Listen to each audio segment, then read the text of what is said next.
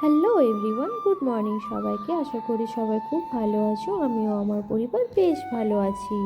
জানো তো, ছুটির দিন ছাড়া আমার বর সেরকমভাবে খুব একটা আমাদেরকে সময় দিতে পারে না, কারণ সকাল সকাল তো চলে যায় অফিসে আর বাড়ি ফিরতে সেই সন্ধে হয়ে যায়। ছুটির দিন যতটুকু সময় পাই আমরা সবাই মিলে একসাথে অনেকটা সময় কাটানোর চেষ্টা করি।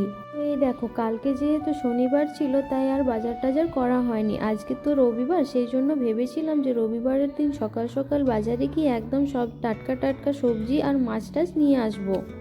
সকাল সকাল প্রথমে ভাবলাম আজকে রবিবার, তো আজকের জন্য একটু মাংস কিংবা চিকেন নিয়ে আসবো, কিন্তু বাজারে গিয়ে এই টাটকা টাটকা মাছ দেখে আমি তো চিকেনের কথা একবারে ভুলেই গেলাম। চিংড়ি মাছ দেখে আমার তো খুব ভালো লাগলো, তাই ভাবলাম কিছু কুচো চিংড়ি নেব আর চিংড়ির সাথে রান্না করার জন্য কাঁঠাল নেব। তো আজকের মেনু আমাদের কাঁঠাল চিংড়ি।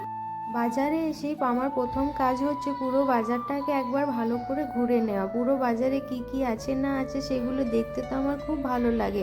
তো সেই মতো আমি বাজারে এসে পুরো বাজারটা একবার ঘুরে নিলাম, চারিদিকের মাছগুলো আর সবজিগুলো খুব দেখে নিলাম।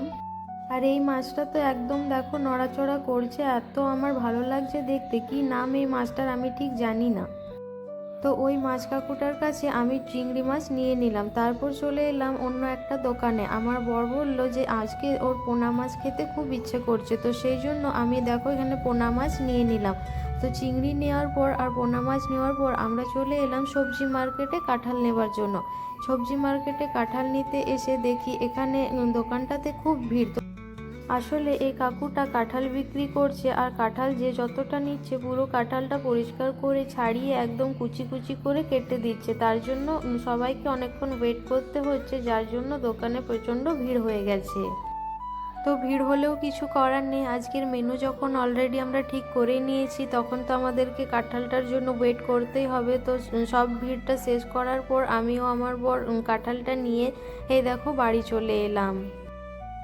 বাড়ি এসেই দেখি মায়ের তো সকালের রান্না বান্না হয়ে গেছে, আর মা এখনও খাবার খায়নি, আমাদের জন্য ওয়েট করছিল। আমরা এলাম, তারপর সবাই মিলে একসাথে খাবার খেয়ে নিলাম।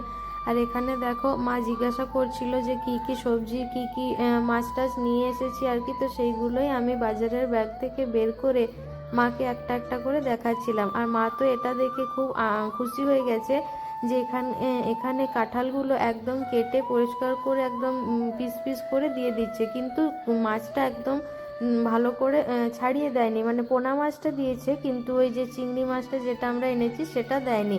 তো মা বললো ঠিক আছে, চিংড়িটার কোনো ব্যাপার না, আমি ধুয়ে নেব। আর কাঁঠালটা যেহেতু কেটে দিয়েছে সেই জন্য ওটা রান্না করতে খুব একটা বেশি সময় লাগবে না।